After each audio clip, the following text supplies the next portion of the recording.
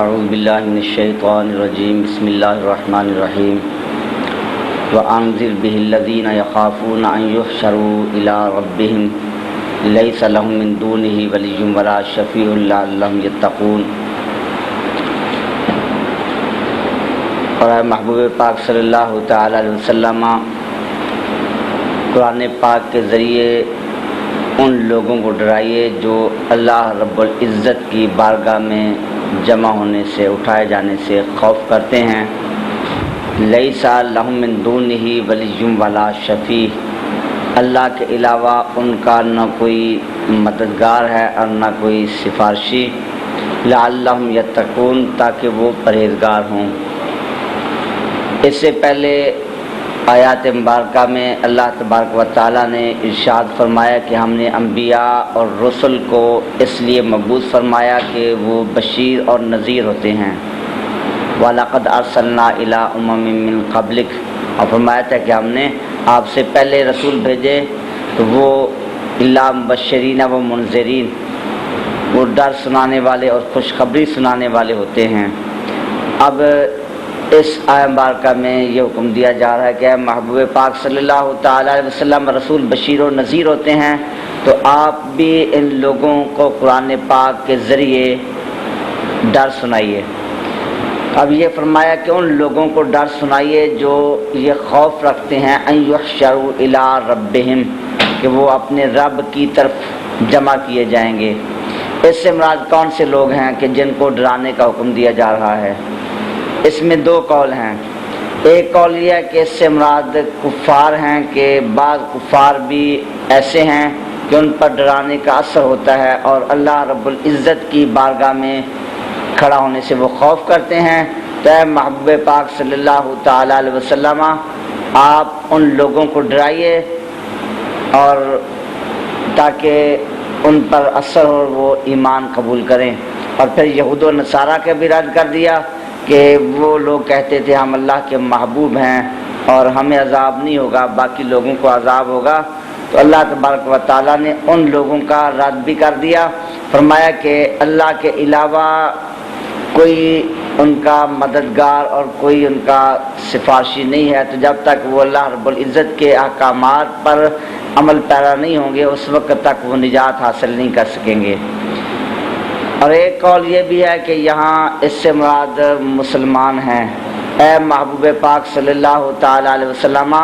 آپ مسلمانوں کو ڈرائیے کہ وہ لوگ آخرت کی تیاری کریں، کیونکہ آخرت کے روز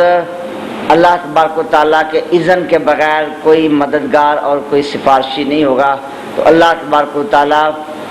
کے اذن سے ان لوگوں کے لیے سفارش ہوگی جو اللہ رب العزت اور اس کے محبوب پاک صلی اللہ تعالی علیہ وسلم پر ایمان لانے والے ہیں۔ لہذا اے ایمان والو، اے مسلمانوں، ایمان پہ ثابت قدم رہو اور آخرت کے لیے تیاری کرو۔ وَلَا تَطْرُدِ الَّذِينَ يَدْعُونَ رَبَّهُمْ بِالْغَدَاةِ وَالْعَشِيِّ يُرِيدُونَ وَجْهَهُ، اور اے محبوب صلی اللہ علیہ وسلم، آپ ان لوگوں کو دور نہ کیجیے جو صبح و شام اپنے رب کو پکارتے ہیں، اپنے رب کی عبادت کرتے ہیں، یریدون وجہہ، اس کی رضا چاہتے ہوئے۔ ما علیک من حسابہم من شیء، ان لوگوں کا حساب آپ کے ذمہ نہیں ہے۔ وما من حسابک علیہم من شیء، اور آپ کا کوئی حساب ان کے ذمہ نہیں ہے۔ فتطردہم، تو پھر ان کو تم دور کر دو، فتکون من الظالمین، تو یہ کام انصاف والا نہیں ہوگا۔ اس آیت مبارکہ کا شان نزول یہ ہے کہ نبی پاک صلی اللہ تعالی علیہ وسلم کی بارگاہ اقدس میں صحابہ کرام حاضر تھے جو غریب صحابہ تھے۔ حضرت صہیب رضی اللہ تعالیٰ عنہ، حضرت بلال رضی اللہ تعالیٰ عنہ، حضرت عمار، حضرت خباب رضی اللہ تعالیٰ عنہ، یہ صحابہ کرام جو فقراء تھے نبی پاک علیہ السلام کی بارگاہ اقدس میں حاضر تھے۔ تو کفار نبی پاک علیہ السلام کی بارگاہ میں ان کے سردار بڑے لوگ آئے اور انہوں نے ان غریب صحابہ کرام علیہم الرضوان کو حقارت کی نگاہ سے دیکھا۔ نبی پاک صلی اللہ علیہ وسلم ان کفار کو تبلیغ فرمانا چاہتے تھے اور وہ آپ کی باتیں سننے کے لیے آپ کے بارگاہ میں حاضر ہوتے، تو ان کفار کے بڑے لوگوں نے یہ کہا کہ جب ہم آپ کی بارگاہ میں آیا کریں تو اس وقت یہ غریب لوگ یہاں موجود نہ ہوں، ان کو آپ علیحدہ کر دیا کریں کیونکہ ان کے ساتھ بیٹھنے میں ہماری توہین ہے۔ تو نبی پاک صلی اللہ تعالیٰ علیہ وسلم آپ نے تبلیغ اسلام کے پیش نظر یہ فرمایا کہ ان کی اس بات کو آپ نے مانا کہ ان لوگوں کو یہاں سے اٹھا دیا جائے گا، لیکن کفار انہوں نے یہ کہا کہ ہم ایسی تحریر لے کر دیں کہ آئندہ جب ہم یہاں آئیں تو یہ لوگ یہاں موجود نہ ہوں۔ تو اس موقع پر یہ آیت مبارکہ نازل ہوئی کہ اے محبوب صلی اللہ تعالیٰ علیہ وسلم، یہ آپ کے صحابہ کرام حضرت صہیب، حضرت بلال رضی اللہ تعالیٰ عنہ، یہ اللہ رب العزت کی رضا کے حصول کے لیے دن رات اللہ کی عبادت کرتے ہیں، اللہ ہی کو پکارتے ہیں، تو پھر ان کو یہاں سے دور کرنا یہ انصاف کا کام نہیں ہے، لہذا آپ ان کفار کی وجہ سے ان لوگوں کو اپنی مجلس سے نہ اٹھائیں۔ تو بعض لوگ یہاں نبی پاک صلی اللہ علیہ وسلم اور انبیاء کرام علیہ السلام کی عصمت پر اعتراض کرتے ہیں کہ نبی پاک صلی اللہ علیہ وسلم نے ان صحابہ کرام کو وہاں سے اٹھنے کا حکم دیا، تو یہ تو اللہ کے حکم کی نافرمانی ہوئی، لیکن یہ عصمت نہیں، کیونکہ نبی پاک علیہ السلام کی شان یہ ہے ما ینطق عن الہویٰ ان هو الا وحی یوحیٰ، آپ تو اللہ کی وحی کے ساتھ ہی کلام فرماتے، اپنی خواہش سے کچھ نہیں فرماتے۔ تو پہلے نبی پاک علیہ السلام کو منع نہیں فرمایا گیا تھا، ان کو اٹھانے سے نہیں روکا گیا تھا، اس وقت ان کو وہاں سے دور کرنا یہ گناہ نہیں تھا، اور جب منع فرما دیا گیا تو منع فرمانے کے بعد پھر نبی پاک صلی اللہ تعالیٰ علیہ وسلم آپ نے ان کو وہاں سے نہیں اٹھایا، بلکہ صحابہ کرام وہ بیان کرتے ہیں کہ اس کے بعد ہم نبی پاک صلی اللہ تعالیٰ علیہ وسلم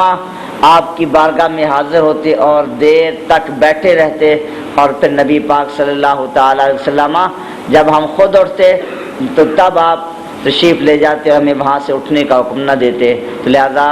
یہ آیت مبارکہ نبی پاک صلی اللہ تعالیٰ علیہ وسلم کی عصمت کے خلاف نہیں پیش کی جا سکتی۔ اللہ کے نبی علیہ السلام معصوم ہوتے ہیں، اعلان نبوت سے پہلے بھی، اعلان نبوت کے بعد بھی، اور آپ کا وہ پہلے والا عمل وہ اللہ کے حکم کے خلاف نہیں تھا۔ اس کی مثال اسی طرح جس منافقین کا نماز جنازہ پڑھنا پہلے نبی پاک علیہ السلام کو منع نہیں فرمایا گیا، جب رئیس المنافقین وہ فوت ہوا عبداللہ بن ابی، تو نبی پاک صلی اللہ تعالیٰ علیہ وسلم آپ جنازہ کے لیے آ گئے۔ حضرت عمر فاروق رضی اللہ تعالیٰ عنہ آپ نے عرض کیا کہ حضور یہ آپ کا بہت بڑا دشمن تھا، اسلام کے خلاف سازشیں کرتا تھا، آپ اس کی نماز جنازہ ادا فرمائیں گے؟ تو نبی پاک صلی اللہ علیہ وسلم نے فرمایا کہ مجھے منع نہیں کیا گیا۔ تو نبی پاک علیہ السلام آپ نے نماز جنازہ ادا فرمائی، اور اس کے بعد آپ کو منع فرما دیا وَلَا تُصَلِّ عَلَىٰ أَحَدٍ مِّنْهُمْ مَاتَ أَبَدًا وَلَا تَقُمْ عَلَىٰ قَبْرِهِ، کہ اس کے بعد آپ کبھی بھی ان میں سے کسی کی نماز جنازہ نہ پڑھیں اور ان کی قبر پر بھی کھڑے نہ ہوں۔ تو اس کے بعد آپ کو منع کیا گیا، جب تک منع نہیں فرمایا تو نبی پاک صلی اللہ علیہ وسلم نے ان کی نماز جنازہ ادا کی۔ تو یہاں بھی یہی صورت ہے کہ پہلے آپ کو منع نہیں فرمایا گیا تھا، اس وقت آپ نے صرف تبلیغ اسلام کے پیش نظر کہ یہ کفار لوگ مانوس ہوں گے اور ان تک اسلام کی آواز پہنچے گی، ان کی اس بات کو مانا، لیکن جب منع فرما دیا گیا تو اس کے بعد پھر نبی پاک صلی اللہ تعالیٰ علیہ وسلم آپ نے ان کو اپنی مجلس سے نہیں اٹھایا۔ اور یہ جو فرمایا فَتَطْرُدَهُمْ فَتَكُونَ مِنَ الظَّالِمِينَ کہ اگر تم ان کو یہاں سے دور کرو گے تو یہ انصاف والا کام نہیں ہوگا۔ اب یہاں بھی خطاب ظاہر نبی پاک صلی اللہ علیہ وسلم کو ہے، لیکن امت کو تاریخ ہے کہ جو غرباء ہیں اور نیک لوگ ہیں ان کی تعظیم نہ کی جائے اور ان کو اپنی مجلس میں نہ بیٹھنے دیا جائے، تو یہ انصاف والا کام نہیں ہے۔ تو امام اہل سنت اعلیٰ حضرت فاضل بریلوی رضی اللہ تعالیٰ عنہ آپ نے ترجمہ کرتے ہوئے نبی پاک صلی اللہ علیہ وسلم کی بارگاہ کے ادب و احترام کو پیش نظر رکھا اور یہی ترجمہ فرمایا فَتَطْرُدَهُمْ پھر تم انہیں دور کرو فَتَكُونَ مِنَ الظَّالِمِينَ تو یہ کام انصاف سے بعید ہے، یہ نہیں فرمایا فتکون من الظالمین کہ تم ظالموں سے ہو جاؤ گے۔ تو آپ نے ادب و احترام کو پیش نظر رکھتے ہوئے یہ ترجمہ فرمایا فتکون من الظالمین کہ یہ کام انصاف سے بعید ہے۔ وَكَذَلِكَ فَتَنَّا بَعْضَهُمْ بِبَعْضٍ لِيَقُولُوا أَهَٰؤُلَاءِ مَنَّ اللَّهُ عَلَيْهِم مِّن بَيْنِنَا أَلَيْسَ اللَّهُ بِأَعْلَمَ بِالشَّاكِرِينَ۔ فرمایا کہ اسی طرح ہم نے ان میں سے ان کو ایک دوسرے کے ذریعے آزمایا اور آزمائش میں مبتلا کیا تاکہ جو مالدار کافر لوگ ہیں وہ یہ کہیں کہ کیا یہی لوگ ہیں کہ جن پر اللہ تبارک و تعالیٰ نے ہمارے درمیان میں سے جن پر اللہ نے احسان فرمایا، کیا اللہ تبارک و تعالیٰ کو شکر کرنے والوں کا علم نہیں ہے؟ اللہ تبارک و تعالیٰ شکر کرنے والوں کو زیادہ جانتا ہے۔ تو اس آیت مبارکہ میں اللہ رب العزت نے ارشاد فرمایا کہ ہم نے یہ آزمائش بنا دی ہے، مالدار اور فقراء دونوں کے لیے ایک دوسرے کے ذریعے ان کی آزمائش ہوگی۔ تو مالداروں کی بھی آزمائش ہے، وہ مالدار ان لوگوں کو دیکھیں گے کہ ان پر اللہ تبارک و تعالیٰ کا احسان ہے کہ نبی پاک صلی اللہ علیہ وسلم کی مجلس مبارک میں ان کو بیٹھنے کا شرف حاصل ہو رہا ہے، تو پھر وہ اس انداز سے اعتراض کریں گے کہ کیا اللہ تبارک و تعالیٰ نے ان فقراء پر یہ احسان کرنا تھا کہ اللہ رب العزت کے یہ محبوب ہوتے تو پھر ان کو بھی مال و دولت ملتی۔ حالانکہ مال و دولت کا مل جانا یا دنیاوی طور سے بڑا ہو جانا یہ حقانیت کی دلیل نہیں ہے، یہ اللہ رب العزت کا نظام ہے، کسی کو امیر بنایا اور کسی کو غریب، تو مال دولت یہ حق ہونے کی دلیل نہیں ہے۔ وَإِذَا جَاءَكَ الَّذِينَ يُؤْمِنُونَ بِآيَاتِنَا فَقُلْ سَلَامٌ عَلَيْكُمْ كَتَبَ رَبُّكُمْ عَلَى نَفْسِهِ الرَّحْمَةَ۔ جب آپ کی بارگاہ میں وہ لوگ حاضر ہوں جو ہماری آیات پر ایمان لاتے ہیں تو اے محبوب صلی اللہ تعالی علیہ وسلم آپ ان سے ارشاد فرمائیے کہ تم پر سلام ہو۔ کاتب ربکم علی نفسہ الرحمہ، اللہ تبارک و تعالیٰ نے اپنے ذمہ کرم پر تمہارے لیے رحمت لازم کر لی ہے۔ انہ من عمل منکم سوءا بجہالہ، کہ بے شک تم میں سے جو کوئی نادانی کی وجہ سے گناہ کر لے، ثم تاب من بعدہ، پھر اس کے بعد توبہ کرے، واصلح اور نیکی کرے، فانہ غفور الرحیم، بس بے شک اللہ تعالیٰ بخشنے والا مہربان ہے۔ وَكَذَلِكَ نُفَصِّلُ الْآيَاتِ وَلِتَسْتَبِينَ سَبِيلُ الْمُجْرِمِينَ،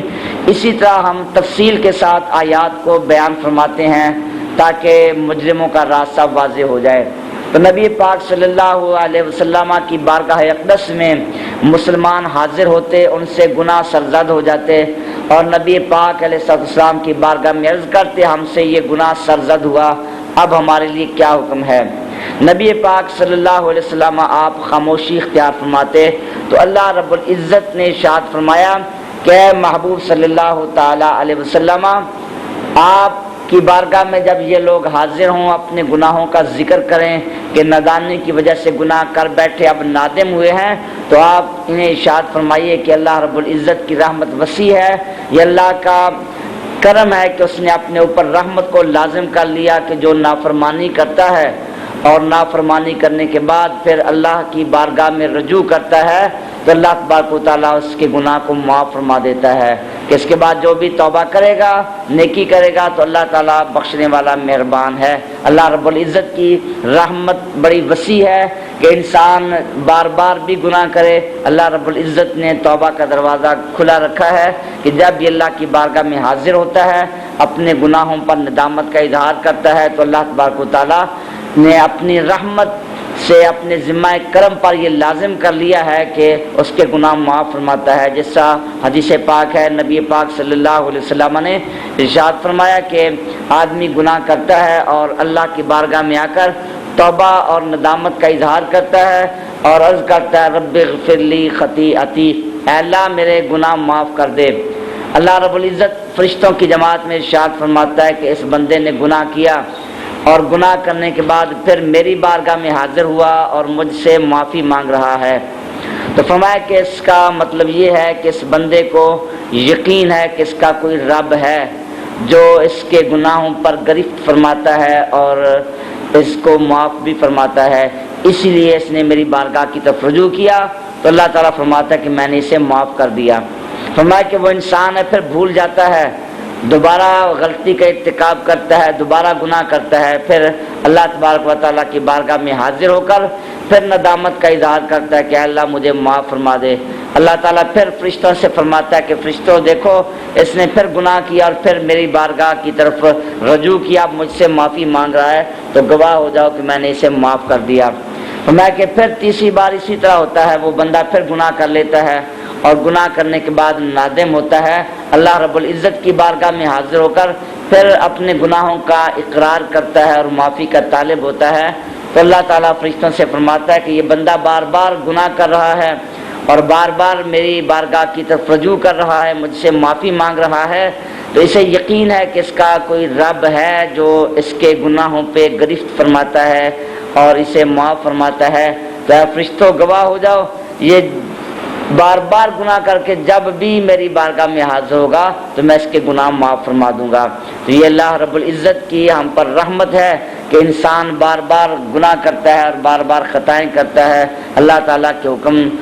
سے عدول کرتا ہے، لیکن اللہ رب العزت کی رحمت وسیع ہے کہ جب بھی انسان نادم ہو کر اللہ کی بارگاہ کی طرف رجوع کرے تو اللہ تبارک و تعالیٰ ان کو معاف فرماتا ہے۔ اور پھر یہ آیات مبارکہ صحابہ کرام علیہم الرضوان، فقراء صحابہ، ان کا یہاں ذکر کیا گیا اور ان کی تعظیم کا بیان کیا گیا، اور اسی آیات کی شان نزول میں یہ واقعہ بھی ہے کہ یہی صحابہ کرام علیہم الرضوان، حضرت سلمان، حضرت صہیب، حضرت بلال رضی اللہ تعالی عنہم یہ بیٹھے ہوئے تھے، حضرت سیدنا ابوبکر صدیق رضی اللہ تعالی عنہ آپ بھی وہاں تشریف فرما تھے، تو اس وقت ابو سفیان آئے، تو ان حضرات نے یہ کہا کہ اللہ کی تلوار اللہ کے دشمنوں کی گردن تک نہیں پہنچ سکی، ابھی تک نہیں پہنچی، یہ الکلمات کہے ابو سفیان کے متعلق۔ ابو سفیان نے ابھی اسلام قبول نہیں کیا تھا، تو حضرت ابوبکر صدیق رضی اللہ تعالی عنہ آپ نے فرمایا کہ یہ قریش کا سردار ہے اور تم نے قریش کے سردار کے متعلق ایسی بات کہی ہے۔ تو نبی پاک صلی اللہ علیہ وسلم کی بارگاہ میں یہ ماجرا پیش ہوا، تو آپ نے حضرت ابوبکر صدیق رضی اللہ تعالی عنہ ان کو ارشاد فرمایا کہ تم نے ان فقراء کو ناراض کر دیا، ان کی دل شکنی کی ہے۔ تو حضرت ابوبکر صدیق رضی اللہ تعالیٰ عنہ آپ ان حضرات کے پاس تشریف لائے، حضرت صہیب رضی اللہ عنہ، حضرت بلال رضی اللہ تعالیٰ عنہ، اور آپ نے ان سے پھر یہ معذرت کی، فرمایا کہ کیا تم میری اس بات سے ناراض ہوئے؟ تو انہوں نے کہا کہ نہیں، ہم ناراض نہیں۔ پھر ان آیات میں اللہ تبارک و تعالیٰ نے یہ بیان فرمایا کہ جو نیک مسلمان ہے، اللہ کے مقبول بندے ہیں، چاہے وہ ظاہری اعتبار سے فقیر ہیں، مالی اعتبار سے شکستہ حالت میں ہیں، لیکن ان کا ادب و احترام، ان کی تعظیم کرنا ایمان والوں پہ لازم ہے۔ قل انی نہیت ان اعبد الذین تدعون من دون اللہ قل لا اتبع اہواءکم قد دللت اذا وما انا من المہتدین۔ اے محبوب صلی اللہ علیہ وسلم، تم فرماؤ کہ بے شک مجھے نہیں تو روک دیا گیا ہے، منع کر دیا گیا ہے کہ میں ان کی عبادت کروں جن کی تم اللہ کے سوا عبادت کرتے ہو۔ قل لا اتبع اہواءکم، تم فرماؤ کہ میں تمہاری خواہشات کی پیروی نہیں کرتا، تمہاری خواہشات کی پیروی نہیں کروں گا۔ قد دللت اذا، پھر تو میں گمراہ ہو جاؤں گا، راستے سے بھٹک جاؤں گا اگر میں تمہارے پیچھے لگوں۔ وما انا من المہتدین، اور پھر میں ہدایت والوں میں سے نہیں ہوں گا۔ جیسے پہلے اللہ رب العزت نے یہ فرمایا تھا کہ ہم آیات کو تفصیل کے ساتھ بیان کرتے ہیں تاکہ حق واضح ہو جائے اور مجرموں کا راستہ واضح ہو جائے، تو پہلے یہ فرمایا کہ ہم تفصیل بیان کرتے ہیں تاکہ مجرموں کا راستہ واضح ہو جائے۔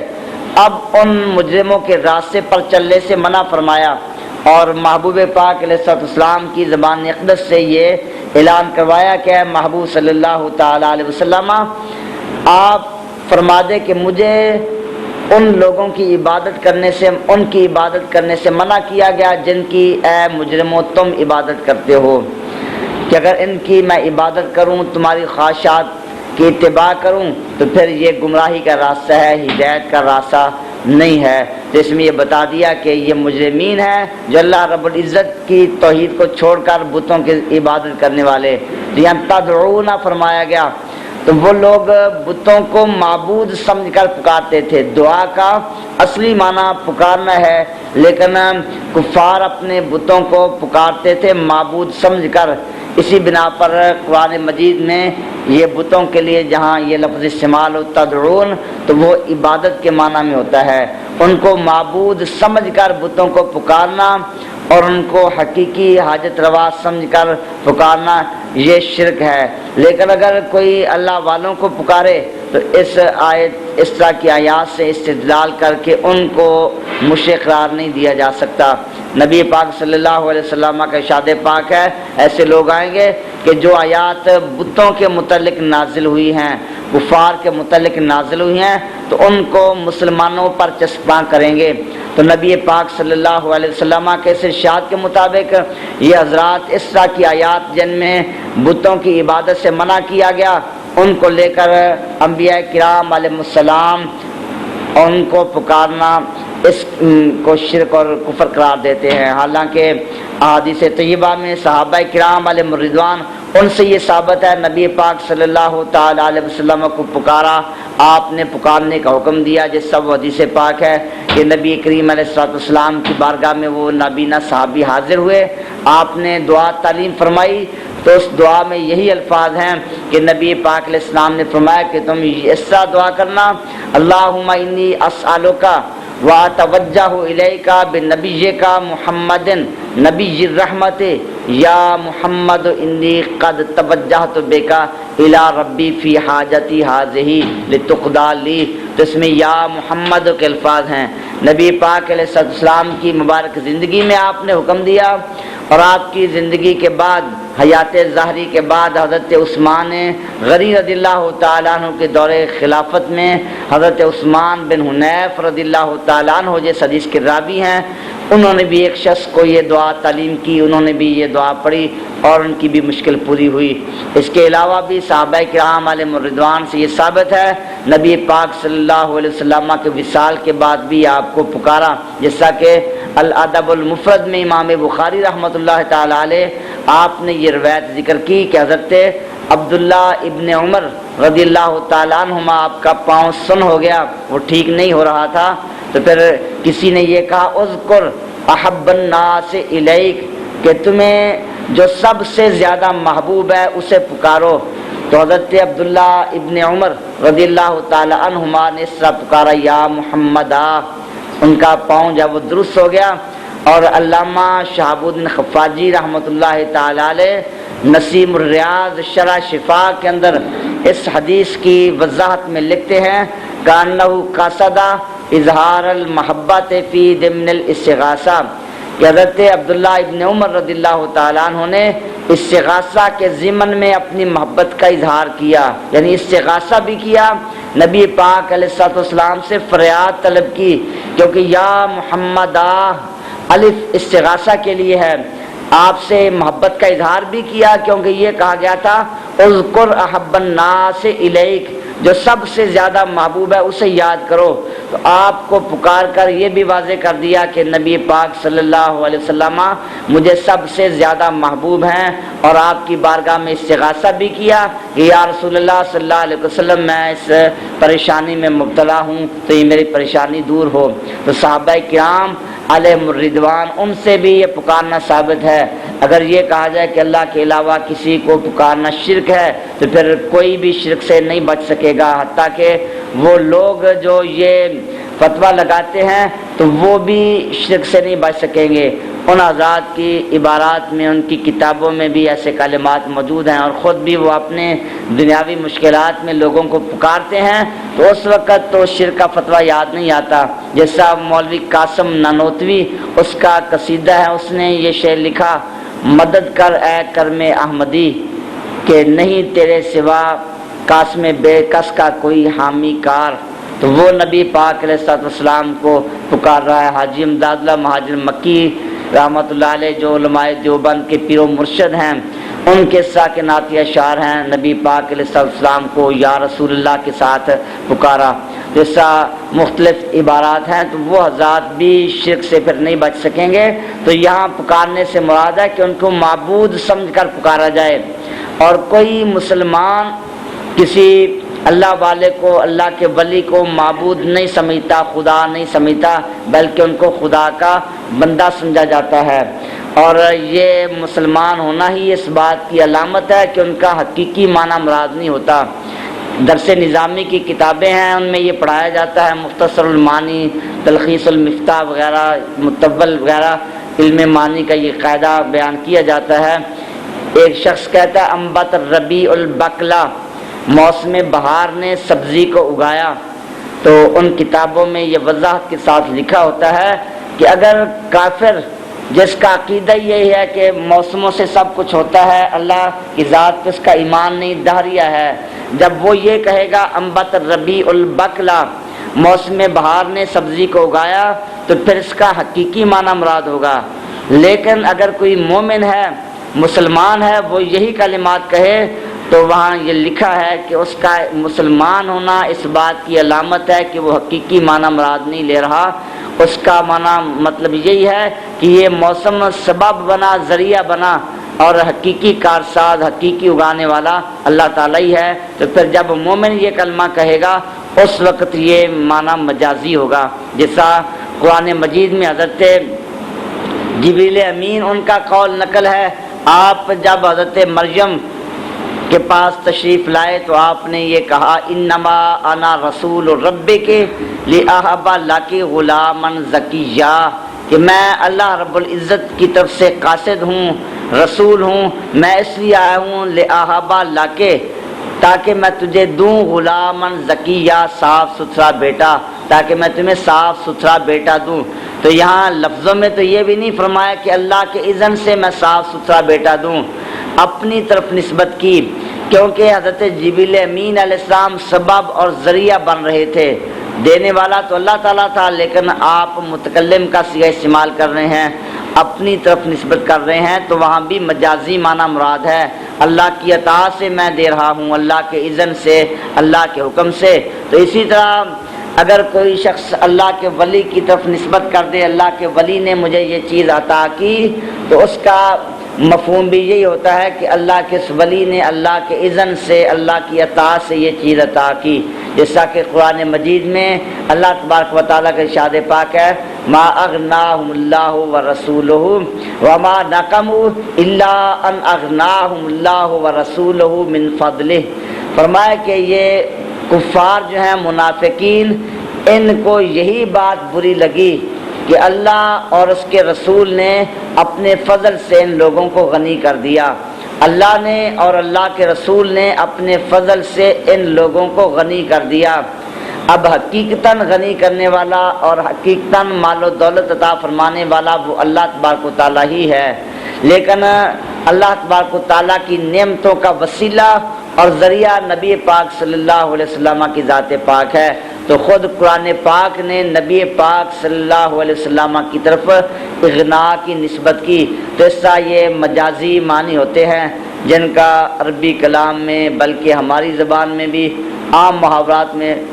استعمال ہوتا ہے۔ اس طرح کے کلمات پر شرک کا فتویٰ لگا دینا یا ان کلمات کو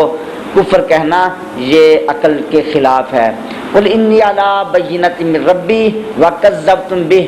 ما عندی ما تستعجلون بہ ان الحکم الا للہ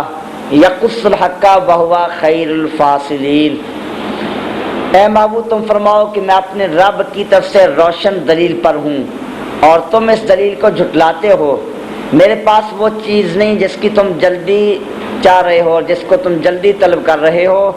حکم صرف اللہ کا ہے، یقص الحق کا، اللہ تعالیٰ حق بیان فرماتا ہے اور وہ بہترین فیصلہ فرمانے والا ہے۔ اے معبود تم فرماؤ لو ان عندی ما تستعجلون بہ، اگر میرے پاس وہ چیز ہوتی جس کی تم جلدی کر رہے ہو، لقضی الامر بینی و بینکم، تو میرے اور تمہارے درمیان فیصلہ کر دیا جاتا، واللہ اعلم بالظالمین، اللہ تعالیٰ ظالمین کو خوب جاننے والا ہے۔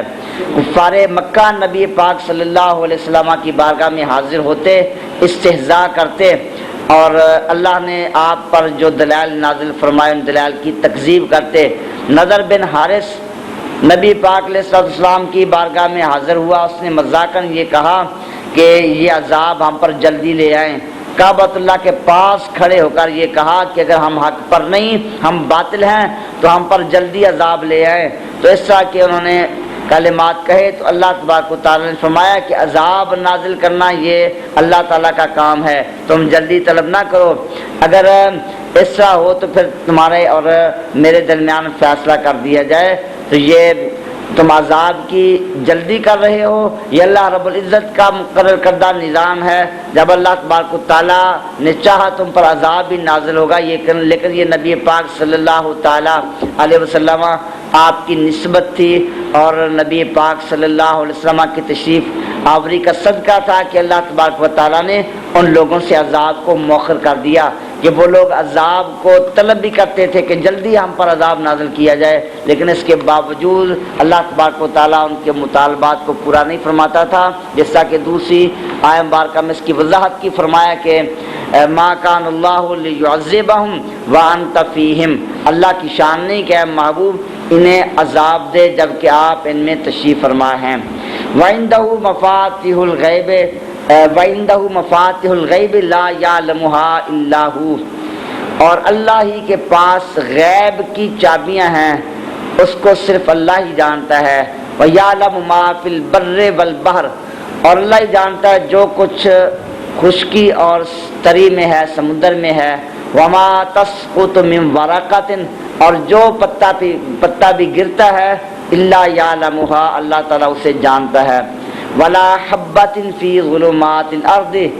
اور زمین کے اندھیروں میں کوئی بھی دانہ ہو، وَلَا رَطْبٍ وَلَا یابسٍ، اور کوئی تر اور کوئی خشک چیز نہیں، الا فی کتاب مبین، مگر وہ روشن کتاب میں لکھی ہوئی ہے۔ لوح محفوظ میں اللہ تبارک و تعالیٰ نے یہ سب چیزیں لکھ دی ہیں۔ تو اس آیت مبارکہ میں اللہ نے فرمایا کہ اللہ ہی کے پاس مفاتیح الغیب ہیں، غیب کی چابیاں اللہ ہی کے پاس ہیں، تو اللہ ہی ان غیب کی چابیوں کو جانتا ہے۔ تو یہ غیب کی چابیاں اللہ کے پاس ہونے کا معنی کیا ہے؟ مولوی اسماعیل دہلوی نے تقویۃ الایمان میں یہ لکھا کہ غیب کی چابیوں سے مراد یہ ہے کہ جس آدمی کے پاس چابیاں ہوں وہ جب چاہے تالا کھول سکتا ہے، تو اس کے اختیار میں ہوتا ہے۔ اسی طرح یہ صفت کہ جب چاہے غیب کی چیز معلوم کر لے، یہ صرف اللہ کی شان ہی ہے۔ جیسا ایک آدمی کے پاس غیب کی خزانے کی تالے کی چابیاں موجود ہوں، وہ جب چاہتا ہے تالا کھول سکتا ہے، اسی طرح اللہ تعالیٰ کے پاس غیب کی چابیاں ہیں، اللہ جب چاہے غیب معلوم کر لیتا ہے۔ تو اس عبارت سے اس نے اللہ تعالیٰ کے علم کا ہی انکار کر دیا۔ اللہ تبارک و تعالیٰ کا علم ایسا نہیں کہ اللہ جب چاہے علم حاصل کر لیتا ہے، جب چاہے اسے غیب کا علم حاصل ہو جاتا ہے۔ اللہ تعالیٰ کو ہر وقت علم حاصل ہے، اللہ تعالیٰ کا علم محیط، تام اور کامل ہے۔ یہ مشیت پر موقوف نہیں کہ جب اللہ چاہے گا علم آ جائے گا،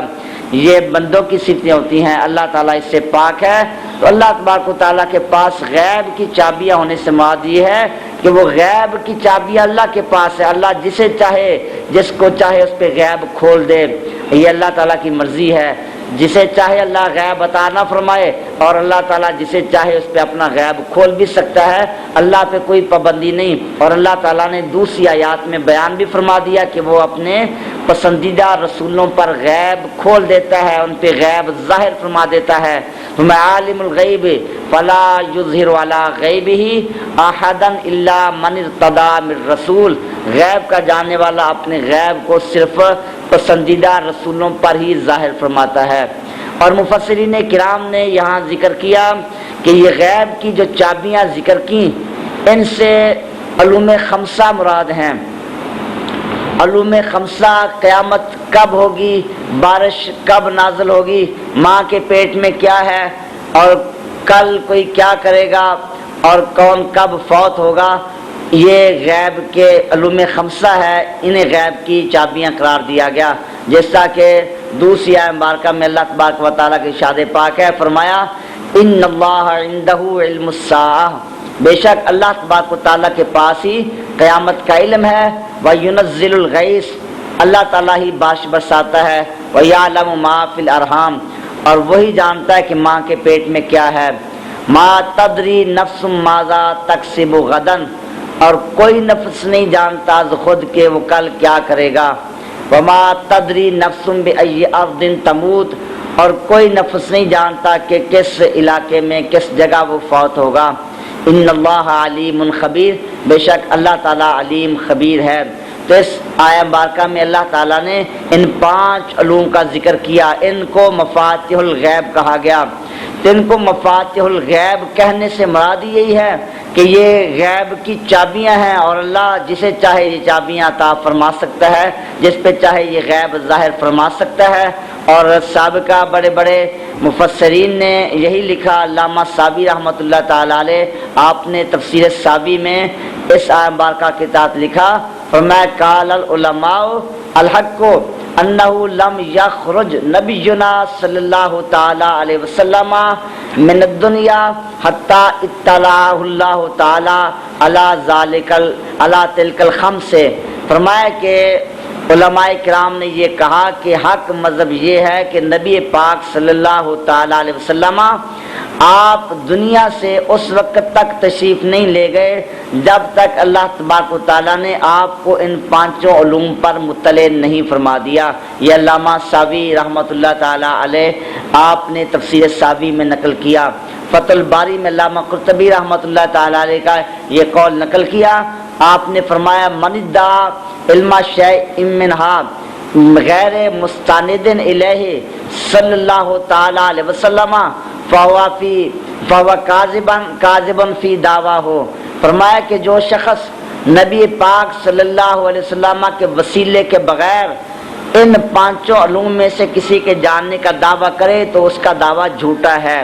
تو یہ بتا دیا کہ نبی پاک صلی اللہ علیہ وسلم کے وسیلہ سے، آپ کی عطا سے آپ کی امت کے اولیاء کاملین کو بھی یہ علوم حاصل ہو جاتے ہیں. ہاں اگر کوئی شخص یہ دعویٰ کرے کہ نبی پاک علیہ السلام کی وساطت اور وسیلے کے بغیر مجھے ان علوم میں سے کوئی علم حاصل ہو گیا تو فرمایا کہ وہ اپنے دعوے میں جھوٹا ہے. مشہور عارف کامل حضرت شیخ عبدالعزیز دباغ رحمۃ اللہ تعالی علیہ، آپ اپنی مشہور کتاب بریز شریف کے اندر یہ نقل کرتے ہیں. فرمایا کہ نبی پاک صلی اللہ تعالی علیہ وسلم پر یہ 5 علوم مخفی نہیں ہو سکتے. فرمایا کہ نبی پاک علیہ السلام کی شان تو بڑی بلند ہے. والاقطاب السبعۃ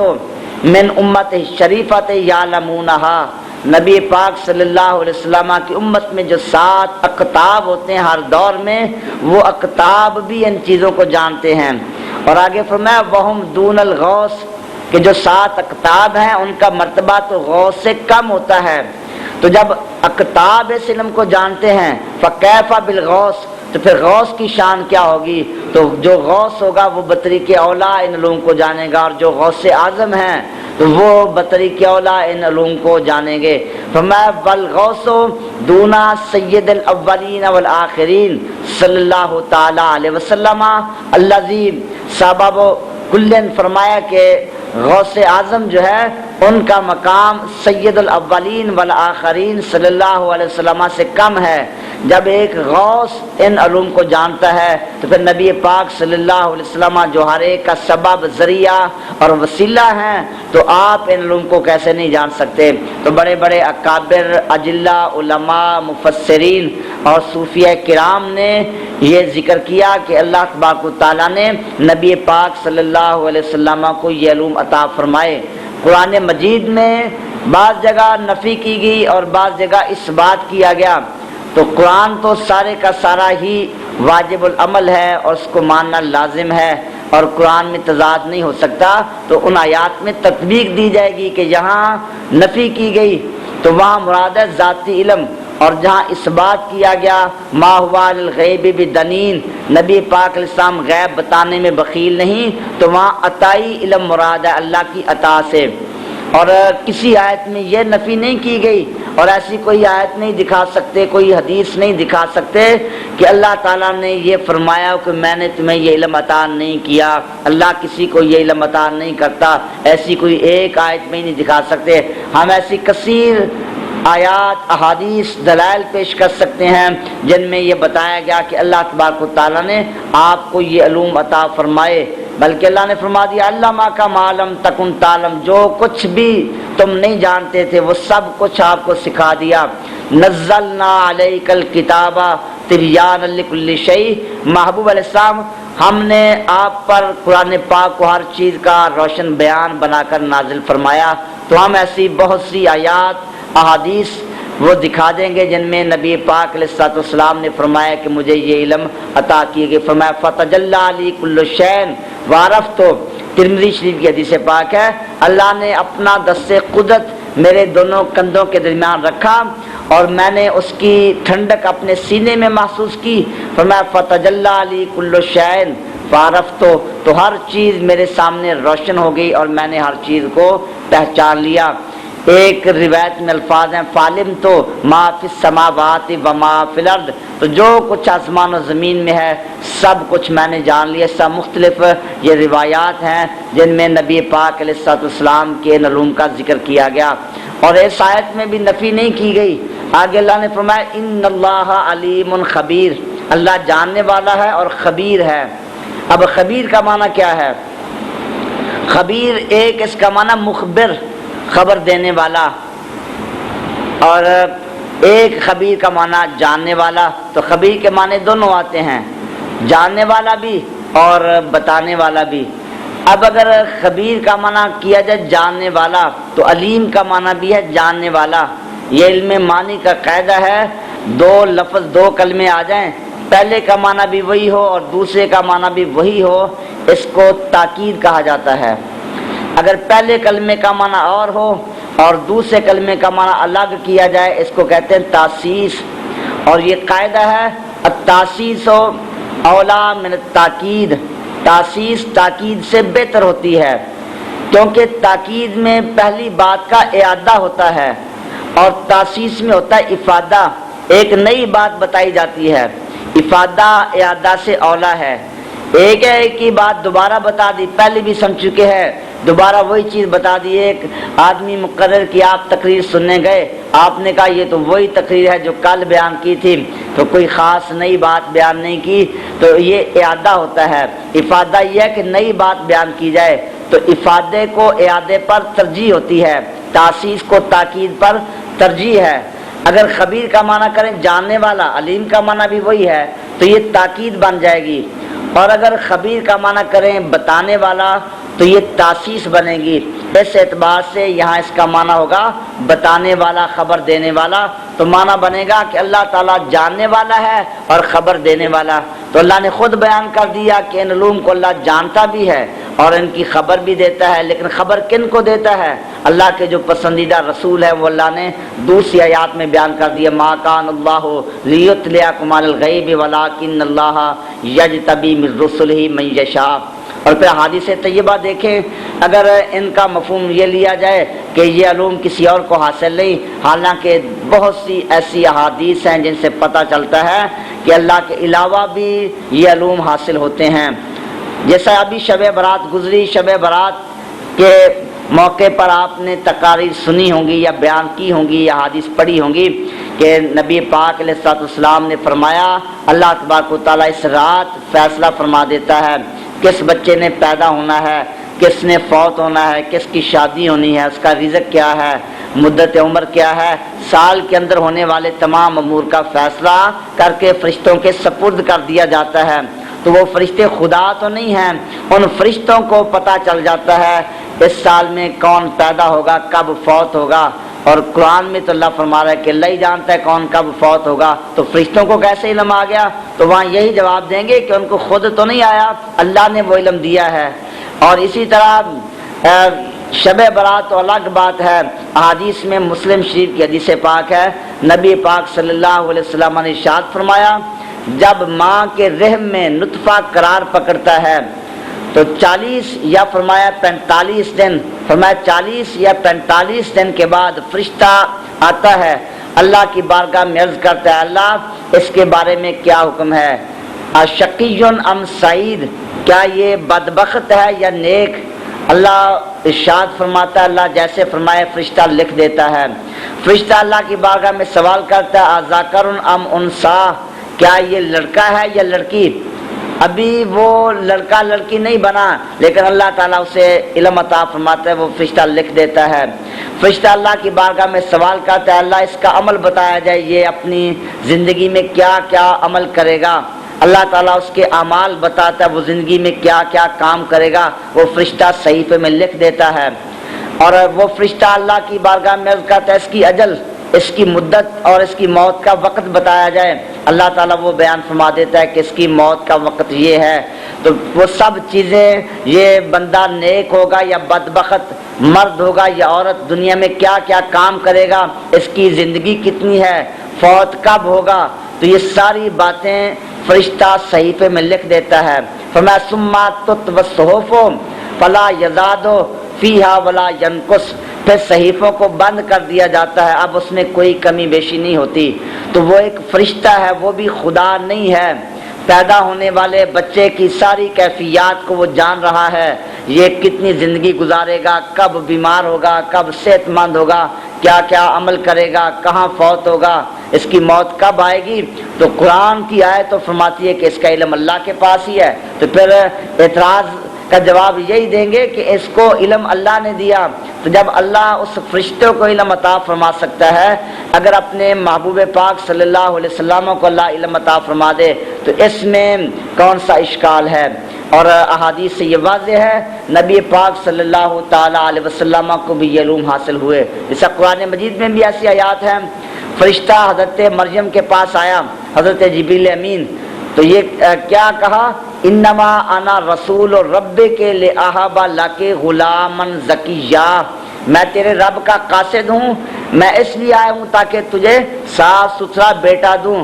حضرت جبریل امین کو یہ بھی پتہ ہے کہ بیٹا ہوگا، اور یہ بھی پتہ ہے کہ وہ زکی ہوگا، پاک نیک صاف ہوگا، تو آنے والے وقت کی وہ خبر دے رہے ہیں۔ اور حضرت مریم علیہ السلام کو بھی پتہ چل گیا، تو یہ خدا تو نہیں، لیکن اللہ کی عطا سے یہ علم آ رہا ہے۔ حضرت ابراہیم علیہ نبینا علیہ السلام، آپ کے پاس فرشتے آئے، آپ کی عمر 100 سال سے زیادہ ہے، آپ کی بیوی حضرت سارہ رضی اللہ عنہا 90 سال کی ہو چکی ہیں، اولاد ہونے کی امید نہیں، تو فرشتوں نے کیا کہا، قالوا لا تخف وبشروہ بغلام علیم، فرشتوں نے علم والے بیٹے کی خوشخبری دی، حضرت اسحاق علیہ السلام کی خوشخبری دی، تمہارے بیٹا پیدا ہوگا، بیٹا بھی علم والا ہوگا۔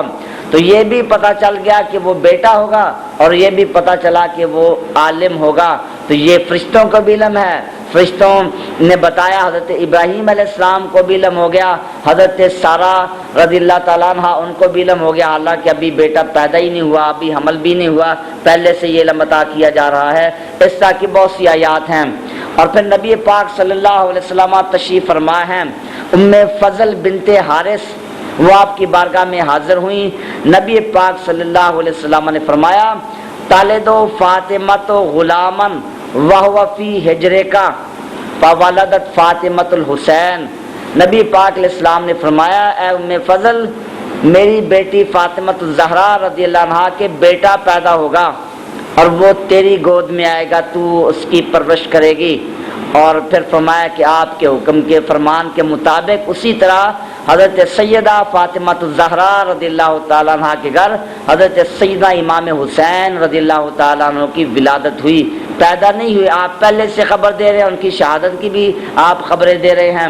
اور اسی طرح حدیث پاک ہے موطا امام مالک کے اندر، نبی پاک صلی اللہ علیہ وسلم تشریف فرما ہے، آپ کی چچی حضرت ام فضل رضی اللہ تعالیٰ عنہ وہ آپ کے سامنے سے گزری، نبی پاک صلی اللہ تعالیٰ علیہ وسلم نے آپ نے ارشاد فرمایا، اے چچی، انا کے حامل بغلام، کہ تیرے حمل میں لڑکا ہے، جب بیٹا پیدا ہو تو میری بارگاہ میں لے کر آنا۔ اور اسی طرح ہوا، نبی پاک علیہ السلام نے جس طرح فرمایا، بیٹا پیدا ہوا، آپ کی بارگاہ میں پیش کیا گیا، نبی پاک علیہ السلام نے دائیں کان میں اذان اور بائیں کان میں اقامت کہی، اور نبی پاک صلی اللہ علیہ وسلم نے اپنا لعاب دہن بچے کے منہ میں ڈالا، بچے کا نام عبداللہ رکھا، حضرت عبداللہ بن عباس رضی اللہ تعالیٰ عنہما، اور آپ نے فرمایا، اذهبی بأبی الخلفاء، خلفاء کے باپ کو لے جاؤ۔ اب حضرت ام فضل رضی اللہ تعالیٰ عنہا گئیں، گھر جا کر حضرت عباس رضی اللہ عنہ نبی کریم علیہ السلام کے چچا جان ان کے سامنے یہ ماجرا پیش کیا کہ آپ نے اس طرح ارشاد فرمایا۔ تو نبی پاک صلی اللہ تعالیٰ علیہ وسلم کی بارگاہ میں حضرت عباس رضی اللہ عنہ حاضر ہوئے، عرض کہ یا رسول اللہ صلی اللہ علیہ وسلم کیا آپ نے اس طرح ارشاد فرمایا ہے؟ آپ نے فرمایا کہ ہاں میں نے یہ خبر دی ہے، ہوا ابو الخلفاء، یہ خلفاء کا باپ ہوگا، حتیٰ یکون منہم الصفا، حتیٰ یکون منہم المہدی، حتیٰ یکون منہم من یصلی بعیسی ابن مریم، فرمایا کہ اسی کی نسل میں سے صفا ہوگا، اسی کی نسل میں سے مہدی ہوگا، اسی کی نسل میں سے وہ ہوگا جو حضرت عیسیٰ ابن مریم کے ساتھ نماز ادا کرے گا۔ اب یہ بادشاہ بعد میں آئے، صدیوں بعد آئے، صفا آیا، مہدی آیا، اور حضرت عیسیٰ روح اللہ نبینا علیہ الصلوۃ والسلام وہ قرب قیامت تشریف لائیں گے، ان کی اقتداء میں نماز ادا کرنے والا اس کا آپ نے ذکر کیا۔ تو امام اہل سنت اعلیٰ حضرت فاضل بریلوی قدس سر العزیز، آپ نے نبی پاک علیہ الصلوۃ والسلام کے علم پاک پر جو کتاب لکھی الدولۃ المکیہ بالمادۃ الغیبیہ، وہ عرب شریف میں آپ گئے، وہابیوں نے اعتراضات کیے اور وہاں کے علماء نے سوالات پیش کیے، تو آپ نے تقریباً 8 گھنٹوں میں بخار کی حالت میں بغیر کسی کتاب، کوئی کتاب آپ کے پاس موجود نہیں تھی، اس عالم میں آپ نے وہاں سفر کے اندر یہ کتاب 8 گھنٹوں میں لکھی، اور عربی کی کتاب، اس میں بہت مضبوط عقلی نقلی دلائل پیش کیے، اور علماء عرب بھی اس کو پڑھ کر حیران ہوئے۔ تو آپ نے اس کتاب میں یہ حدیث پاک بھی نقل کی اور فرمایا کہ یہ لوگ کہتے ہیں کہ آپ کو یہ علم نہیں ماں کے پیٹ میں کیا ہے، باپ کی پشت میں کیا ہے، تو آپ نے یہ بھی بتا دیا باپ کی پشت میں کیا ہے اس بیٹے کے، اور اس کی پشت میں جو پشت والا ہے اس کی پشت میں کیا ہے، اور اس کی آگے پشت میں کیا ہے۔ تو پشت در پشت نبی پاک صلی اللہ تعالیٰ علیہ وسلم نے یہ چیزیں بیان فرما دیں۔ تو نبی پاک صلی اللہ علیہ وسلم کو اللہ کی عطا سے یہ علوم حاصل ہیں۔ آپ تشریف فرما ہے، منافقین بھی بیٹھے ہوئے ہیں، آپ نے سر مبارک آسمان کی طرف اٹھایا، فرمایا کہ ابھی بارش کا فرشتہ میرے پاس آیا اور اس نے کہا کہ میں یمن کے علاقے سے آ رہا ہوں، وہاں بارش برسی ہے، اور فلاں تاریخ کو یہاں مدینہ منورہ میں فلاں وقت بارش نازل ہوگی۔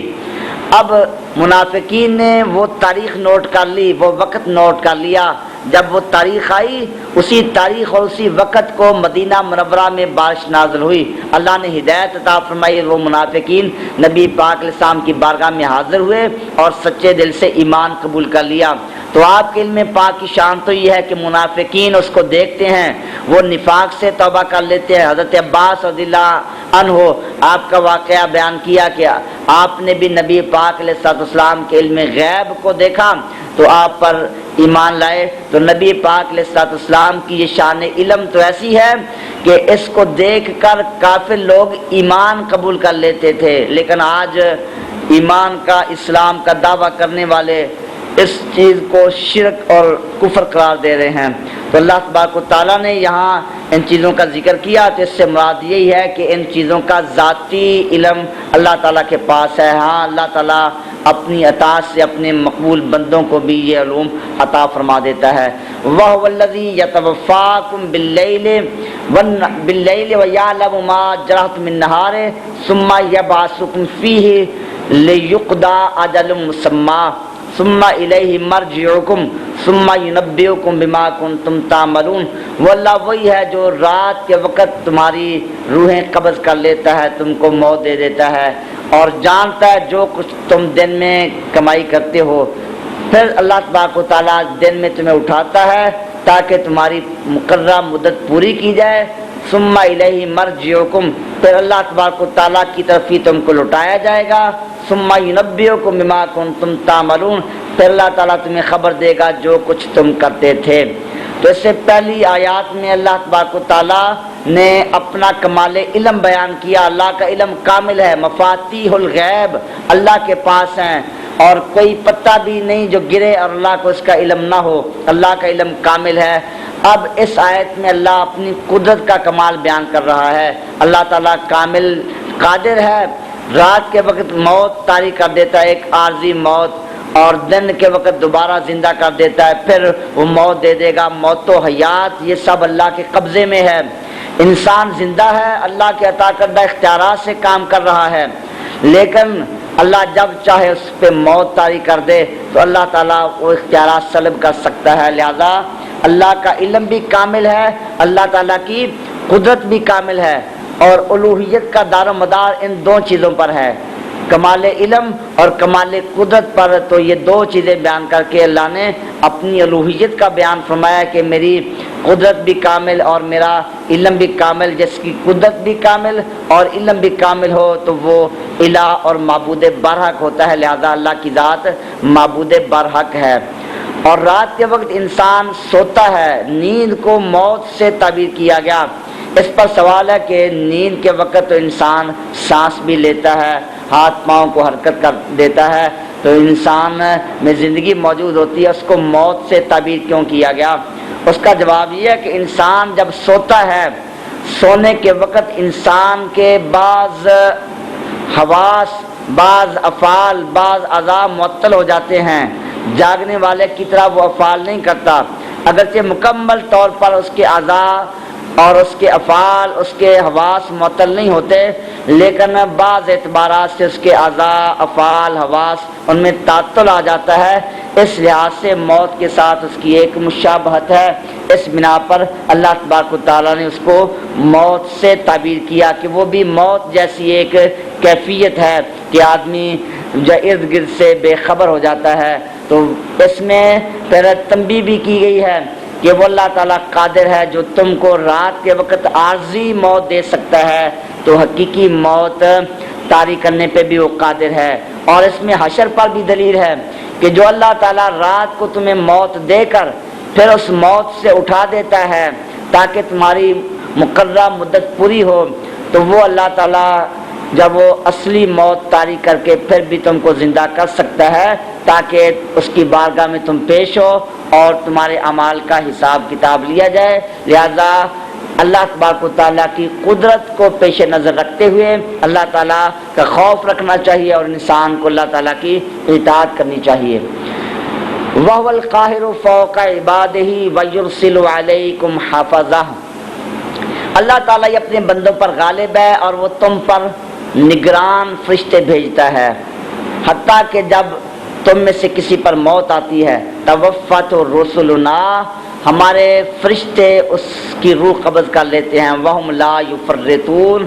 اور وہ اس میں کوئی کمی نہیں کرتے. ثم ردوا الی اللہ مولاہم الحق، پھر ان کو ان کے برحق مولا کی طرف لوٹایا جائے گا. الا لہ الحکم، سن لو اسی کے لیے حکم ہے. وہو اسرع الحاسبین، اور وہ سب سے زیادہ جلد حساب لینے والا ہے. قل من ینجیکم من ظلمات البر والبحر تدعونہ تضرعا وخفیا، اے معبود تم فرماؤ کون ہے جو تم کو نجات دیتا ہے خشکی اور سمندر کی اندھیریوں میں، تم اسی کو پکارتے ہو، اسی کی عبادت کرتے ہو گڑ گڑا کر اور خفیہ طور پر، کہ اگر وہ ہمیں اس تکلیف سے نجات دے تو ہم شکر کرنے والوں میں سے ہو جائیں گے. تم فرماؤ اللہ تعالیٰ ہی تم کو اس سے نجات دیتا ہے اور ہر مصیبت سے پھر تم اللہ کے شریک ٹھہراتے ہو. تو اللہ تبارک و تعالیٰ اپنے بندوں پر غالب ہے. اس آیت میں بھی اللہ تعالیٰ نے اپنی حکمت اور قدرت پر دلیل بیان فرمائی کہ اللہ تعالیٰ سب پر غالب ہے. اللہ تعالیٰ ہر چیز پر غالب ہے. عدم پر بھی اللہ غالب ہے، وجود پر بھی، اندھیرے پر بھی، نور پر بھی. عدم پر اللہ تعالیٰ غالب ایسے ہے کہ جو ممکنات ہیں وہ معدوم تھے، اللہ نے عدم پر غلبہ کیا، عدم کو وجود میں بدل دیا. هل اتى على الانسان شيء من الدهر لم يكن شيئا مذكورا. فرمایا کہ انسان پر ایسا وقت نہیں آیا کہ وہ کوئی قابل ذکر چیز ہی نہیں تھا، انسان موجود ہی نہیں تھا، معدوم تھا. ممکن اس میں دو چیزیں ہوتی ہیں، وجود والا پہلو بھی، عدم والا پہلو بھی. اس کا وجود عدم برابر ہیں، وہ موجود ہو جائے تو کوئی فرق نہیں پڑے گا، معدوم ہو تو کوئی فرق نہیں ہوگا. اس کا وجود بھی ضروری نہیں اور عدم بھی ضروری نہیں. پہلے وہ معدوم تھا، اللہ نے عدم کو مغلوب کر دیا، اسے وجود عطا کر دیا، یہ عدم پر غلبہ ہے. پھر ممکن موجود ہوا، اللہ نے موت طاری کر دی، اب وجود پر عدم کو غالب کر دیا. پہلے دن تھا، روشنی غالب، اللہ رات کو لایا تو اندھیرا روشنی پر غالب آ گیا. تو یہ روشنی پر قہر ہے، اور پھر رات تھی، اندھیرا تھا، اللہ تبارک و تعالیٰ نے اس اندھیرے کو اجالے میں بدل دیا، دن لے آیا، تو یہ نور کا ظلمت پر قہر ہے۔ تو اللہ تعالیٰ قاہر ہے، غالب ہے، اور اللہ تبارک و تعالیٰ کا ہر چیز پر غلبہ ہے، جس چیز کو چاہے جس میں بدل دے، اور کبھی نور کو ظلمت پر غلبہ دے دے، کبھی ظلمات کو نور پر غلبہ دے دے، عدم کو وجود پر، وجود کو عدم پر۔ تو جو ہر چیز پر قادر ہو وہی الہ ہوتا ہے، لہذا اللہ تبارک و تعالیٰ وہی الوہیت کا مستحق ہے۔ اور اللہ تعالیٰ نے فرمایا کہ ہم نے تم پر حافظہ بھیجے، حافظاتن، یہ حافظ کی جمع ہے، اور حافظ حفاظت کرنے والا یعنی نگران فرشتے اللہ تعالیٰ نے ہمارے لیے مقرر کیے، 2 فرشتے رات کے وقت اور 2 فرشتے دن کے وقت، اور بعد نے لکھا ایک تیسرا فرشتہ بھی ہوتا ہے جو دن رات ساتھ رہتا ہے۔ 2 فرشتے رات کے وقت اور صبح و فجر کے وقت وہ بدل جاتے ہیں، اور پھر نئے فرشتے آ جاتے ہیں، وہ چلے جاتے ہیں، اور شام کے وقت، عصر کے وقت وہ دن والے فرشتے چلے جاتے ہیں اور رات والے فرشتے آ جاتے ہیں۔ اس سال فرشتوں کی ڈیوٹیاں بدلتی رہتی ہیں، اور وہ انسان کی حفاظت کا فریضہ، اس کی نگہبانی کا فریضہ سرانجام دیتے ہیں، اور ایک فرشتہ دن رات اس کے ساتھ رہتا ہے۔ جب انسان فوت ہو جاتا ہے پھر وہ فرشتے کہاں جاتے ہیں؟ بعض مفسرین نے لکھا کہ وہ فرشتے آسمانوں پہ چلے جاتے ہیں، اللہ کی تسبیح و تحمید کرتے ہیں، لیکن بعض روایات میں نبی پاک علیہ السلام نے فرمایا کہ اللہ ان فرشتوں کو حکم دیتا ہے، اس بندے کی، اگر وہ بندہ مومن ہے تو اللہ تعالیٰ حکم دیتا ہے کہ اس بندے کی قبر پر چلے جاؤ، اور وہ پھر قیامت تک اس بندے کی قبر پر تسبیح و تحلیل کرتے رہتے ہیں، اللہ کا ذکر، اور اس بندے کے لیے استغفار کرتے رہتے ہیں۔ تو دنیا میں اگر بندہ نیک عمل کرے گا تو اللہ تبارک و تعالیٰ پھر آخرت میں جب اس کے مرنے کے بعد بھی اس کے اعمال کو جاری فرمائے گا، اور مرنے کے بعد بھی اللہ تعالیٰ اس کے اعمال میں اضافہ فرماتا رہے گا۔ فرمایا کہ وہ فرشتے، پھر موت کا فرشتہ آ جاتا ہے، اور وہ موت کے فرشتے کوئی کوتاہی نہیں کرتے، اللہ کے حکم کے پابند ہیں، تو اس لیے موت کا جو وقت مقررہ ہے وہ آ کر رہتا ہے، اور پھر اس کے بعد تم کو اللہ کی بارگاہ میں پیش کر دینا ہے۔ اللہ تعالیٰ بہت جلد حساب لینے والا ہے، اللہ کا حکم غالب ہے۔ تو جب ایک دن اللہ کی بارگاہ میں ہی پیش کرنا ہے، لہذا پھر اس زندگی کو جو دار الجزا میں زندگی ہے، دار العمل میں جو زندگی ہے، اس زندگی کو اللہ کے حکم کے مطابق گزارو، تاکہ وہ دار الجزا جب اللہ کی بارگاہ میں پیش ہو تو اللہ کی طرف سے تم اللہ کے ثواب، اللہ کی رضا کے مستحق ہو، اور اللہ کے عذاب سے بچ جاؤ۔ قل من ینجیکم من ظلمات البر والبحر، پہلے بھی اللہ تعالیٰ کی قدرت، کمال علم پر دلیل پیش کی، اس آیت میں اللہ کی کمال علم، کمال قدرت پر ایک اور دلیل پیش کی جا رہی ہے۔ فرمایا کہ اگر ایسا ہو کہ انسان جنگل میں چلا جائے، اندھیرا ہو، یا سمندر میں چلا جائے، اندر اندھیرا ہو، ڈوبنے لگے، جنگل کے اندھیرے میں پھنس گیا یا سمندر کے اندھیرے میں پھنس گیا، ڈوب رہا ہے، اب وہ کسے پکارے گا؟ اس وقت وہ بتوں کو نہیں پکارے گا، اس وقت پھر وہ اللہ کو یاد کرے گا۔ اس وقت تم اللہ کو گڑ گڑا کر خفیہ طور پر پکارو گے، اللہ آج ہمیں اس مصیبت سے نجات دے دے، لئن انجانا من ہذہ لنکونن من الشاکرین، اگر ہمیں اس مصیبت سے تو نے نجات دے دی تو پھر ہم شکر کرنے والے بن جائیں گے۔ پھر آدمی گڑ گڑاتا ہے، آہوزاری کرتا ہے۔ فرمایا کہ محبوب تم فرماؤ اس مصیبت سے اللہ ہی نجات دیتا ہے، ہر مصیبت سے اللہ نجات دیتا ہے، وہ اللہ تعالیٰ ہی ہے جو تمہیں بچاتا ہے، پھر بھی تم اللہ کا شریک ٹھہراتے ہو۔ اگر اللہ کا کوئی شریک ہوتا، یہ بت کچھ کر سکتے، تو پھر اس مصیبت کے وقت یہ بت تمہارے کام آتے، اور یہ بت تمہیں اس مصیبت سے بچاتے۔ اس وقت یہ تمہارے ہاتھوں کے بنائے ہوئے خود ساختہ معبود بت تمہاری مدد نہیں کر سکتے۔ تو جب اس وقت میں، مشکل وقت میں تم اللہ کو پکارتے ہو، تو پھر عام حالات میں بھی اسی اللہ تبارک و تعالیٰ کی عبادت کرو۔ قل والقادر علی ان یبعث علیکم عذابا من فوقکم او من تحت ارجلکم او یلبسکم شیعا ویذیق بعضکم بأس بعض انظر کیف نصرف الآیات لعلہم یفقہون۔ اللہ تعالیٰ نے اپنے کمال علم، کمال قدرت کے دلائل بیان کیے، اب تنبیہ کی جا رہی ہے کہ اللہ تعالیٰ عذاب بھی نازل فرما سکتا ہے۔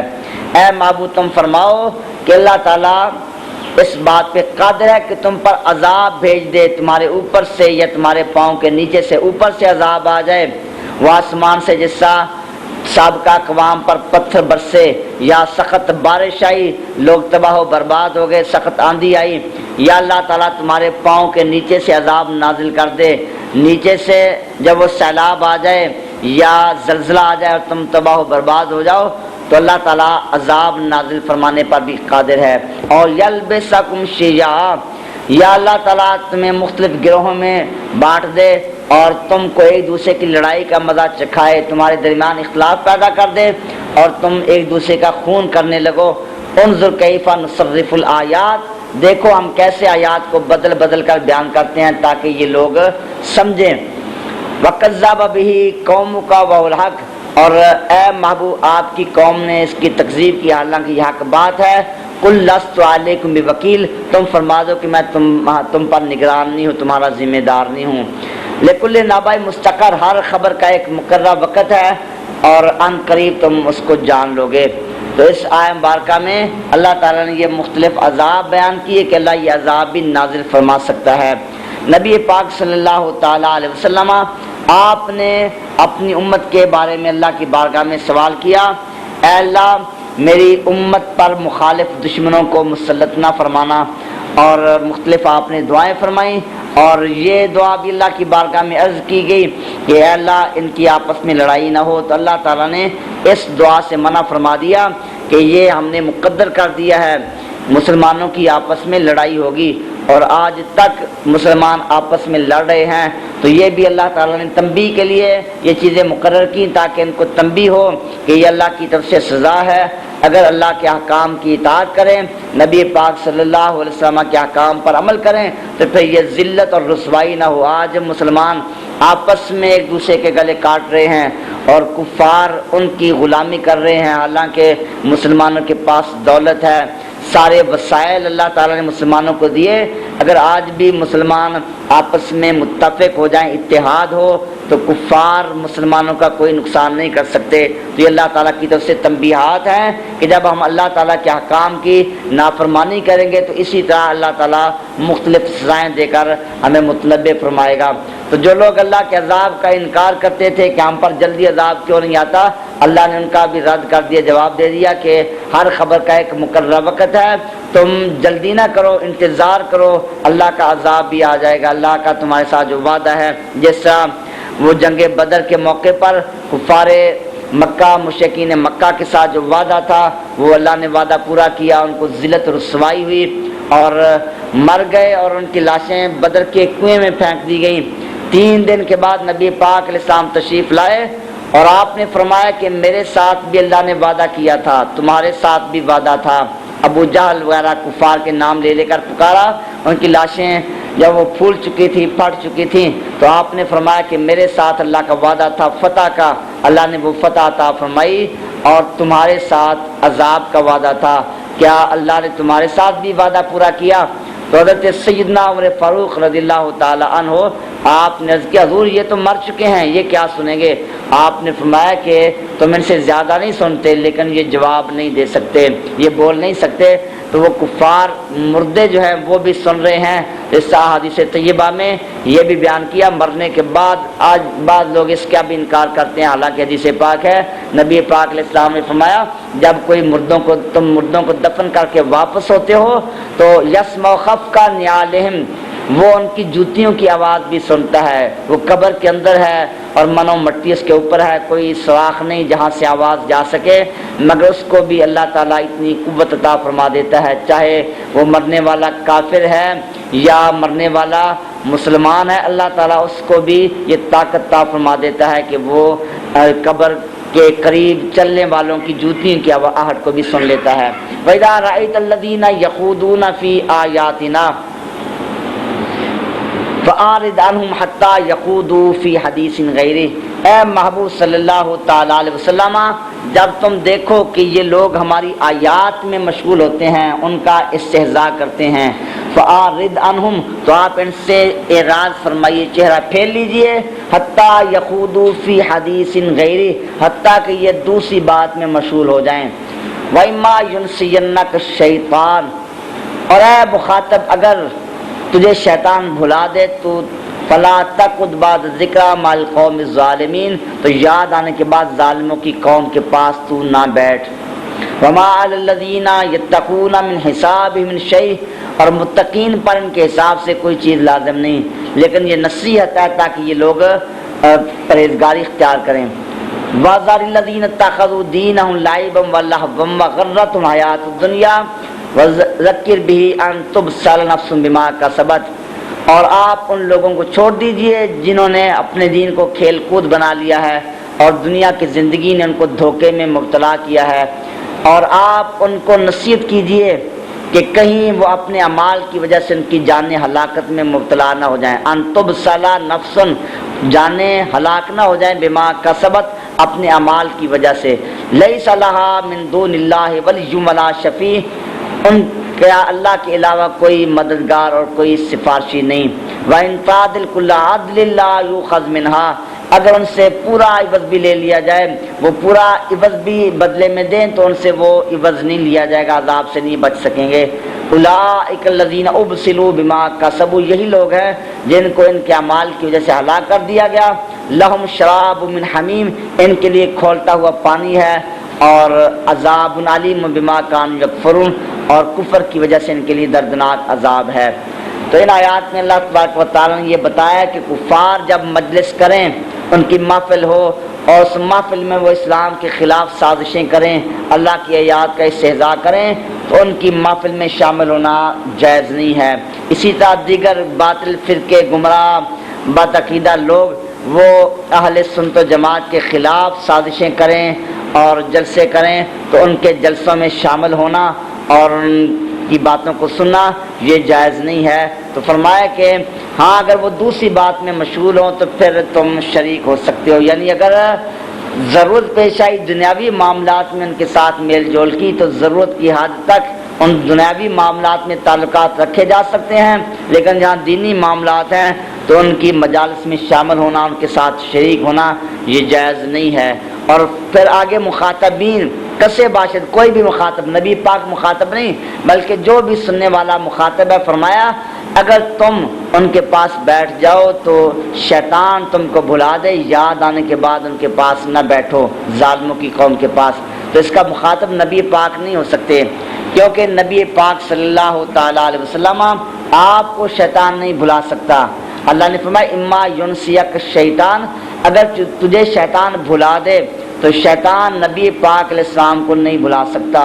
شیطان کو خود اعتراف ہے، اقرار ہے، جب اللہ کی بارگاہ میں اس نے مہلت مانگی تو اس نے یہ کہا ان عبادی لیس لک علیہم سلطان، اے اللہ جو تیرے خالص بندے ہیں ان پر میرا داؤ نہیں چلے گا، الا عبادک منہم المخلصین، کہ میں تیرے بندوں کو ضرور بھی ضرور گمراہ کروں گا، لیکن جو تیرے مخلص بندے ہیں ان کو میں گمراہ نہیں کر سکتا۔ اور اسی طرح قرآن مجید میں اللہ تعالیٰ نے فرمایا سنقرئک فلا تنسى الا ما شاء اللہ، اے محبوب صلی اللہ علیہ وسلم ہم آپ کو تعلیم دیں گے اور آپ اس کو نہیں بھولیں گے مگر جہاں اللہ چاہے گا، جہاں اللہ کی حکمت ہوگی تو اللہ تعالیٰ کی حکمت کے مطابق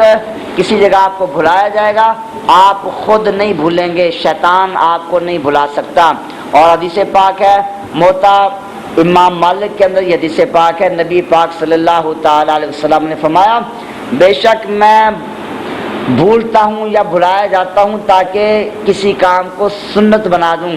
کہ میرا وہ کام سنت بن جائے گا، میں بھولوں گا سجدہ سہو ہوگا تو وہ سجدہ سہو بھی سنت بن جائے گا۔ تو نبی پاک صلی اللہ تعالیٰ علیہ وسلم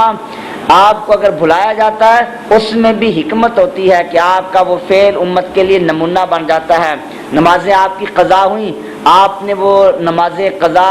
پڑھی تو اب یہ امت کے لیے نمونہ عمل بن گیا۔ اگر آپ کو نہ بھلایا جاتا تو آپ کی نمازیں قضا نہ ہوتی اور امت کے لیے قضا میں نمونہ نہ ہوتا۔ نبی پاک علیہ السلام کی پاکیزہ زندگی میں ہر ایک کے لیے نمونہ عمل ہے، بھولنے والے کے لیے بھی، متنبہ ہونے والے کے لیے بھی۔ تو اللہ تعالیٰ نے آپ کی زندگی کو نمونہ عمل بنانے کے لیے آپ کو بھلایا، تو شیطان آپ کو نہیں بھلا سکتا۔ اس لیے پھر یہاں اس آیت میں مخاطب نبی پاک علیہ السلام کی ذات پاک نہیں ہے بلکہ مخاطب کسے باشد، کہ جو بھی شخص ہے شیطان اس کو بھلا دے اور وہ کافروں، بد مذہبوں، بد عقیدہ لوگوں کی مجلس میں چلا جائے، اسے جب یاد آئے تو توبہ کرے اور فوراً وہاں سے اٹھائے۔ اس کے بعد اللہ تبارک و تعالیٰ نے پھر یہ سارے دلائل بیان کرنے کے بعد فرمایا، اے محبوب علیہ السلام، ہم نے ان کے سامنے دلائل بیان کیے، اپنی قدرت، اپنی علم کے کمال کو بیان کیا، لیکن اس کے باوجود یہ دین کو کھیل کود بنا رہے ہیں اور دین کا مذاق اڑا رہے ہیں، تو آپ ان کو اپنی حالت پر چھوڑ دیں، آپ ان کے ذمہ دار نہیں ہیں، اپنے اعمال کی وجہ سے خود یہ تباہ و برباد ہوں گے، اور قیامت کے دن کوئی ان کا سفارشی مددگار نہیں ہوگا، کیونکہ اس دن تو سفارش ہوگی مومنوں کے لیے، مسلمانوں کے لیے، اور قیامت کے دن یہ چاہیں گے ہم سے معاوضہ لے لیا جائے، تو اگر آپ کو نہ بھلایا جاتا تو آپ کی نمازیں قضا نہ ہوتی اور امت کے لیے قضا میں نمونہ نہ ہوتا۔ نبی پاک علیہ السلام کی پاکیزہ زندگی میں ہر ایک کے لیے نمونہ عمل ہے، بھولنے والے کے لیے بھی، متنبہ ہونے والے کے لیے بھی، تو اللہ تعالیٰ نے آپ کی زندگی کو نمونہ عمل بنانے کے لیے آپ کو بلایا، تو شیطان آپ کو نہیں بھلا سکتا۔ اس لیے پھر یہاں اس آیت میں مخاطب نبی پاک علیہ السلام کی ذات پاک نہیں ہے، بلکہ مخاطب کسے باشد کہ جو بھی شخص ہے شیطان اس کو بھلا دے اور وہ کافروں، بد مذہبوں، بد عقیدہ لوگوں کی مجلس میں چلا جائے، اسے جب یاد آئے تو توبہ کرے اور فوراً وہاں سے اٹھائے۔ اس کے بعد اللہ تبارک و تعالیٰ نے پھر یہ سارے دلائل بیان کرنے کے بعد فرمایا، اے محبوب علیہ السلام، ہم نے ان کے سامنے دلائل بیان کیے، اپنی قدرت، اپنی علم کے کمال کو بیان کیا، لیکن اس کے باوجود یہ دین کو کھیل کود بنا رہے ہیں اور دین کا مذاق اڑا رہے ہیں، تو آپ ان کو اپنی حالت پر چھوڑ دیں، آپ ان کے ذمہ دار نہیں ہیں، اپنے اعمال کی وجہ سے خود یہ تباہ و برباد ہوں گے، اور قیامت کے دن کوئی ان کا سفارشی مددگار نہیں ہوگا، کیونکہ اس دن تو سفارش ہوگی مومنوں کے لیے، مسلمانوں کے لیے، اور قیامت کے دن یہ چاہیں گے ہم سے معاوضہ لے لیا جائے، تو اس وقت تو یہ معاوضہ دینے کی پوزیشن میں بھی نہیں ہوں گے۔ اگر یہ ساری دنیا بطور معاوضہ بھی پیش کر دیں تب بھی اللہ تعالیٰ کے عذاب سے یہ نہیں بچ سکیں گے۔ فرمایا کہ ان کے لیے کھولتا ہوا پانی اور دردناک عذاب ہم نے تیار کر رکھا ہے کہ یہ اللہ کی آیات کا انکار کرتے تھے، بما کانوا یکفرون، اس انکار کے بدلے اللہ تبارک و تعالیٰ نے ان کے لیے یہ سخت عذاب تیار کر رکھا ہے۔ اللہ تبارک و تعالیٰ ہمیں اپنے عذاب سے محفوظ فرمائے اور عمل کی توفیق عطا فرمائے۔ وآخر دعوانا الحمدللہ۔ ان کے لیے اللہ تعالیٰ کے علاوہ نہ کوئی ولی ہے اور نہ شفیع ہے۔ شفیع کا معنی ہوتا ہے سفارش کرنے والا، اللہ تعالیٰ کو سفارش نہیں کرنا۔ یہ فرمایا نا اللہ تعالیٰ کے بارے میں کہ سفارش کریے اللہ تعالیٰ کے علاوہ، اللہ کی بارگاہ میں ان کا کوئی سفارشی نہیں ہے۔ یہ تو نہیں کہ اللہ تعالیٰ سفارش کرے گا، یعنی اللہ کے علاوہ کوئی اور اللہ کی بارگاہ میں ان کا سفارشی بنے، کیونکہ شفاعت تو اللہ کے اذن سے ہوگی، تو اللہ نے اپنے مقبول بندوں کو شفاعت کی اجازت عطا فرمائی، تو وہ ایمان والوں کے لیے، کافروں کے لیے نہیں ہے۔ حضرات یہ ایک اعلان سے بات فرما لیں، آج کی اس محفل پاک سمیت پاکستان اور بالخصوص فیصل آباد میں ہونے والی تمام بڑی بڑی محافل اور جید علماء اکرام کی ویڈیو سیریز آپ حاصل کر سکتے ہیں فیضان محدث اعظم کیسٹ ہاؤس، جو کہ ارشد مارکیٹ جنگ بازار میں واقع ہے۔ آج کی اس محفل پاک سمیت پورے پاکستان اور بالخصوص فیصل آباد میں ہونے والی تمام بڑی محافل اور ملک پاکستان کے جید علماء اکرام کی آپ ویڈیو سیریز حاصل کر سکتے ہیں ارشد مارکیٹ جنگ بازار فیضان محدث اعظم کیسٹ ہاؤس، جناب پیر قاری محمد جہانگیر صاحب آپ سے